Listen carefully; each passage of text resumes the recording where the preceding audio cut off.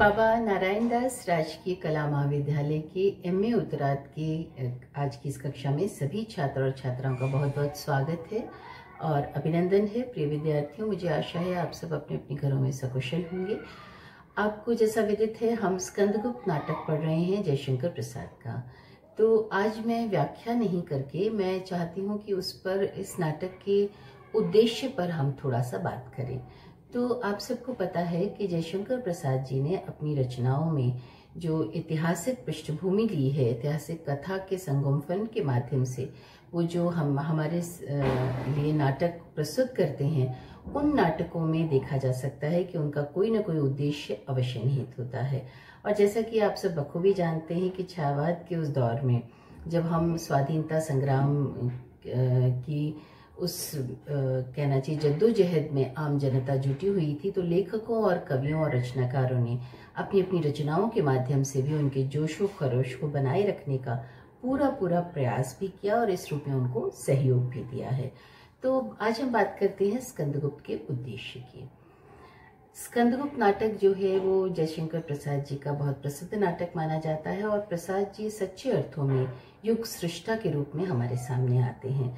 वो एक ऋषि की तरह से अपनी साहित्य साधना में संलग्न थे और उन्होंने अपने समस्त जीवन में ये देखा जा सकता है कि बाहर की दुनिया को न देख करके उन्होंने अपनी अंतर्दृष्टि के माध्यम से अपनी भीतरी जो कहना चाहिए कि साहित्यकार की एक जो भीतरी आवाज होती है, उस अंतर्दृष्टि और अंतर्चेतना के माध्यम से समूचे युग का साक्षात्कार किया और उस युग में जो जो चीजें आवश्यक थी, अनिवार्य थी, उन तमाम चीजों को उन्होंने अपने नाटकों के माध्यम से हम तक प्रेषित भी किया है।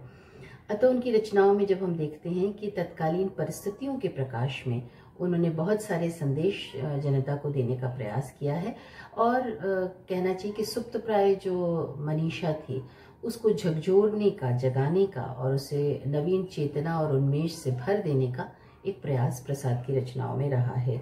स्कंदगुप्त नाटक में भी हम देख सकते हैं कि उन्होंने अपना प्रमुख उद्देश्य जो है वो राष्ट्रीयता की भावना का प्रचार प्रसार और उसे लोगों में बीज रूप में जगाना, जिनमें नहीं है उनमें, और शेष लोगों के साथ में उन्होंने विश्व प्रेम की बात की, मानवता की बात की और लोक कल्याण की बात वो अपनी रचनाओं के माध्यम से करते हैं। उनकी रचनाओं में जो पात्र हैं वो सहिष्णु हैं, धैर्यशील हैं और क्षमाशीलता का प्रचार भी उनकी रचनाओं का एक प्रमुख उद्देश्य माना जा सकता है। स्कंदगुप्त नाटक में देशभक्ति का स्वर बहुत तीव्रता के साथ मुखरित हुआ है।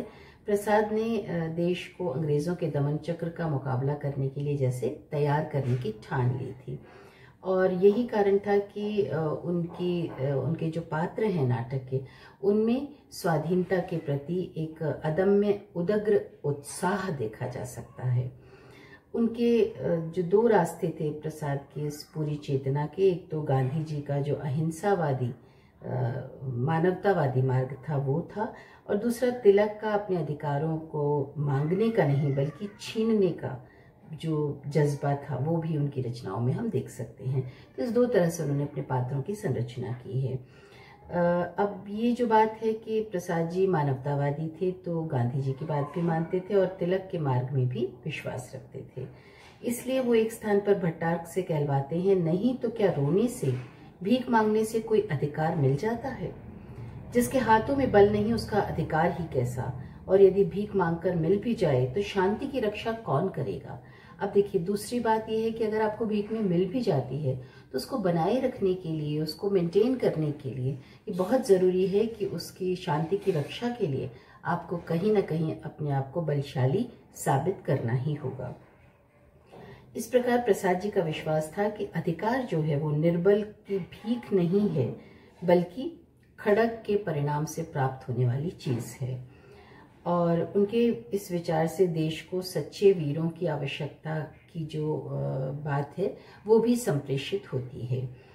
ऐसे वीर जिनमें काल से भी टकराने का हौसला हो। एक स्थान पर जयमाला से वीरों को कहलवाते हैं कि एक प्रलय की ज्वाला तलवार से फैला दो, भैरव के श्रृंगीनाथ के समान प्रबल हुंकार से शत्रु हृदय को डरा दो, कंपा दो। वीर बढ़ो, गिरो तो मध्याह्न के इस भीषण सूर्य के समान। अब देखिए, सूर्य की जो तीव्रता है वो मध्याह्न में बहुत तेज होती है, तो प्रसाद जी चाहते हैं कि उनके पात्रों के माध्यम से ये बात जनता तक पहुंचे। प्रसाद जी प्रस्तुत नाटक के द्वारा आदि से लेकर अंत तक देशभक्ति और वीरता की भावना को संप्रेषित करना चाहते हैं और नवयुवकों में वो फूंक फूंक करके भर देना चाहते हैं। वो चाहते थे कि देश का प्रत्येक व्यक्ति इस भारत भू से प्यार करे। यही कारण है कि स्कंदगुप्त नाटक में ऐसी ही उक्तियों से परिपूरित हम देख सकते हैं जो पाठकों और दर्शकों के हृदय में वीरता की भावनाओं को जगाती हैं। शुरू में जो वृद्ध पर्णदत्त है उनका कथन भी देख सकते हैं। इस वृद्ध ने गरुड़ ध्वज लेकर आर्य चंद्रगुप्त की सेना का संचालन किया है। अब भी गुप्त साम्राज्य की नासिर सेना में उसी गरुड़ ध्वज की छाया में पवित्र क्षात्र धर्म का पालन करते हुए उसी के मान के लिए मैं मर मिटूं, यही कामना है। गुप्त कुलभूषण आशीर्वाद दीजिए, वृद्ध पर्णदत्त की माता का स्तन्य लज्जित न हो। मातृगुप्त कहता है, जन्मभूमि जिसकी धूलि में लौट कर खड़े होना सीखा, जिसमें खेल खेल कर शिक्षा प्राप्त की। ये पद हमने व्याख्या के दौरान देखा है, इसकी चर्चा भी की है।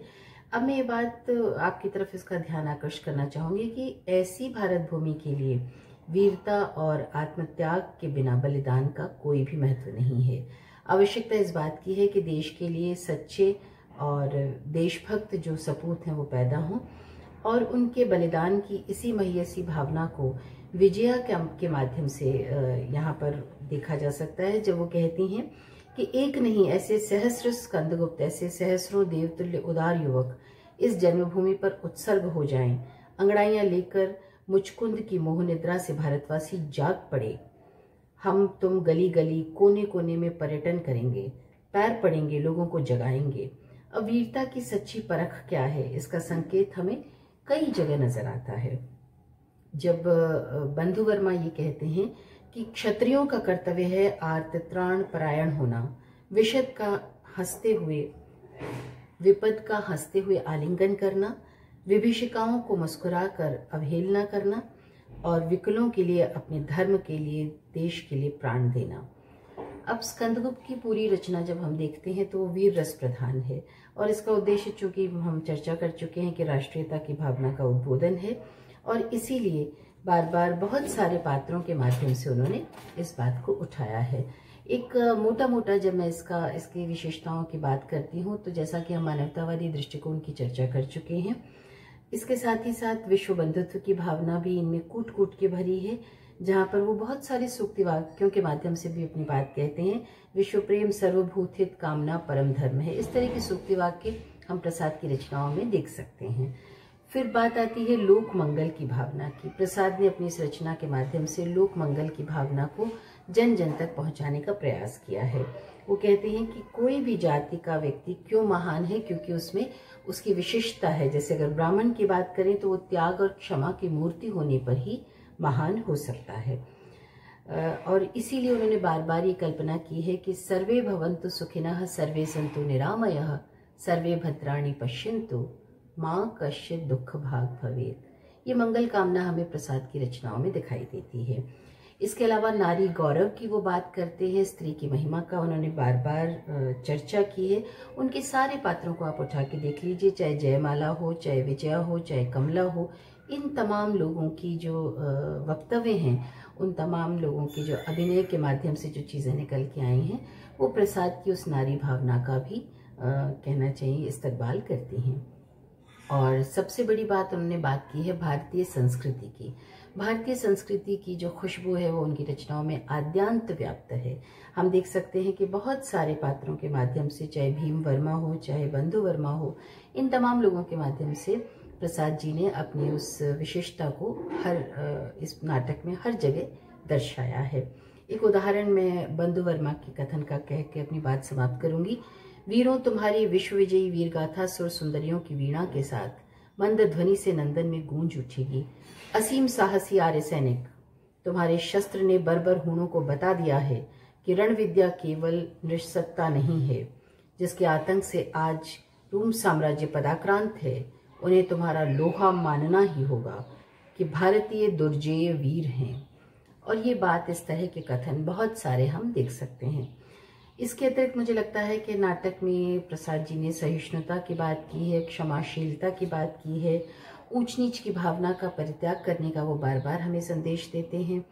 और चूंकि साहित्य का महान उद्देश्य यही होता है कि वो मानव में मानवोचित भावनाओं को उभारे, उसमें उसका बीज डाले, फिर उसका पुष्पित और पल्लवित करे, उसका संवर्धन करे।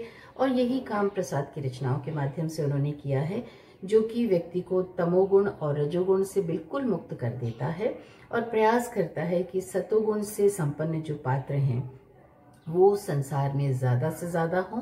और इसीलिए इस दृष्टि से अगर हम आकलन करते हैं तो स्कंदगुप्त एक बेहद ही सफल रचना है। तो मित्रों, आज हमने इसके उद्देश्य पर चर्चा की है। आशा है कि आपको बात समझ आई होगी और अब हम फिर अगली कक्षा में फिर से स्कंदगुप्त की चर्चा करेंगे। तब तक के लिए स्वस्थ रहिए, प्रसन्न रहिए। नमस्कार।